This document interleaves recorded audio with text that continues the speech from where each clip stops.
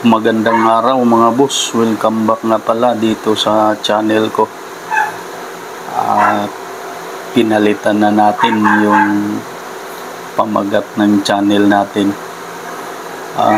Focus tayo sa breeding mga boss ng baboy at manok panabong. At for today's video mga boss, pag-usapan natin ang tinatawag na throwback na resulta ng highly deep inbreeding, at kung maganda din ba ilaban ang highly inbred na manok.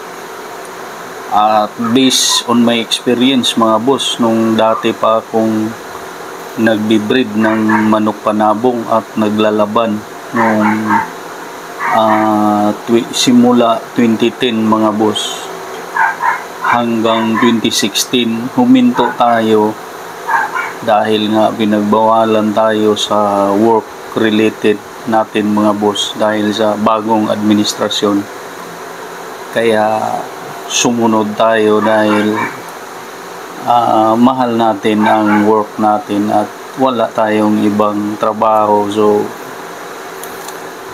sunod muna. Sa ngayon mga boss, unti-unti na akong bumabalik sa pagbibreed ng manok panabong, at saka always din naman yung mga baboy natin sa yard lang natin. At yun nga, hindi biro ang pagbibreed ng manok panabong mga boss. Maraming tapon, maraming reject, hindi talaga maiwasan yung reject na yan. At kung gusto talaga natin maganda ang palabas, kumbaga 75% na walang reject, dapat maging metikuloso kayo mga boss sa pagpili ng gagawin nating yung mga broodstag na gagamitin natin, at saka yung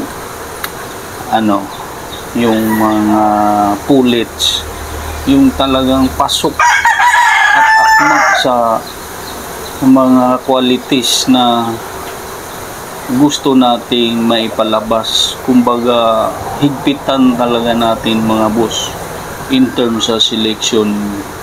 Hindi pwede yung kumbaga pwede na sabi ng iba, huwag natin ipasok sa breeding pen natin pag medyo alanganin yung postura tsaka yung bloodline ng gagamitin natin.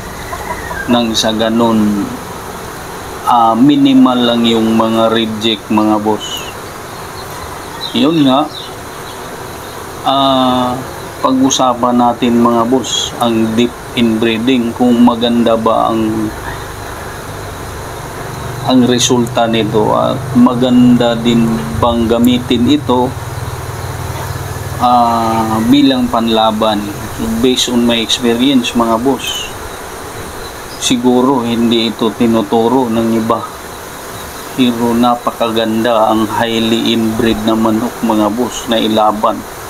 Kumbaga andun na yung lahat ng kailangan natin, power, speed, tsaka gimness mga boss. Huwag kayong maniniwala sa ibang breeder, nililito lang kayo mga boss nang sa ganun hindi, kumbaga palaging matcha-chapsoy yung mga manok nyo.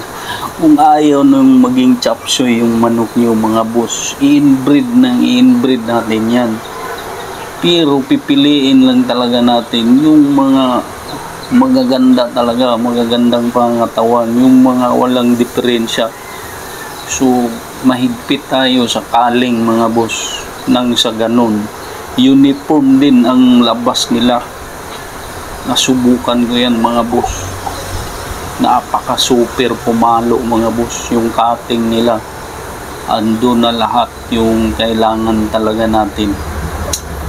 Yun nga, meron din tayong makikitang kumbaga yung iba nervyoso. Normal lang siguro yun, madadala lang yun sa environmental ano natin, yung pagdadala natin sa kanya. Pero in fairness mga boss, napakaganda yung highly deep inbreed na manok. Meron nga akong inbreed na inilaban ko sa derby. Bullstag yun. Ang kalaban niya 4 to 5 years old. Naku, talagang kung makipagsabayan ang 4 to 5 years old mga boss, pag hindi lang maunahan yung sa atin, may kalalagyan talaga. Dahil kumbaga sa patibayan mga boss, kung magkaparihas ang sugat, talagang dihado tayo dahil nga hindi makunat yung balat saka yung buto nila, hindi pa masyadong matigas, at saka yung laman nila madaling magbuka mga boss compare sa mga matatanda. Talagang matibay sa sugat, pero sa paramihan ng talunin yung matanda mga boss.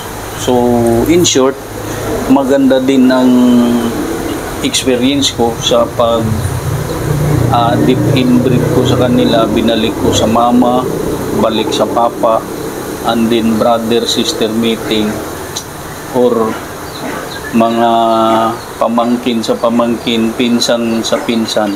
Napakaganda ng resulta mga boss. So subukan nyo yan para hindi rin lalayo kayo sa mga bloodline na meron na kayo. Kumbaga pinag-ipon-ipon, yan ang ginagawa ng mga breeder. Kaya huwag kayong maniwala sa mga boss na hindi maganda. Yung two-way cross na na-experience ko na iba't ibang blood, yung unang labas niyan hindi pa ganong kagandahan, pero pag ibalik mo yan sa papa o kaya sa mama, nako, talagang, o kaya yung magkapatid mga boss, i-inbreed nyo, i-cross out nyo, ang resulta napakaganda mga boss. Hindi ko kayo binibiro, hindi ko kayo niluloko. Talagang may mga ibang nagsasabi na hindi advisable, pero ginagawa nila ito. Ang purpose lang din sa karamihan sa mga breeder is gagawin nilang material. Pero kung ilaban mga boss, goods na goods pa rin. Napakaganda, maniwala kayo. Yung throwback naman mga boss, maglalabas yan kung highly deep inbreeding na talaga, dahil yung mga bloodline na ginamit ng yung una mong pag-breed, may halo yun mga boss. May halong puti o kaya bulik o kung ano-ano pa. Kaya magtutrowback ng iba't ibang kulay kung na highly inbreed na natin. Kagaya ng tinatawag na Boston Black. Kasi yung Boston na yan, may laman yan na black. Kaya yung highly inbreed na magtutrubak ng Boston Black, so napakaganda mga boss, dahil yung throwback na yan, ikaw na sa yard mo na napalabas mo yan. So kung ma-develop mo yan, napakaganda, kasi parang special yan na blood mga boss, na separate na lumalabas kanila. So napakatibay niyan. Kagaya ng brushback ni Haneo, throwback din yan ng Boston Roundhead ata ni Lance De La Torre, kasi yan ang source niya yung kaya dinedevelop ni Haneo. So napakaganda ng binigay na score sa kanya. Kagaya ng puti ng Firebird, yung tinatawag na white kill, so throwback din yan, dinedevelop ni Biboy, hanggang ngayon sumikat. Kaya mga boss, napakaganda ang deep inbreeding. Huwag nyo nang guluhin ang utak nyo mga boss na kukuha ng iba't ibang bloodline.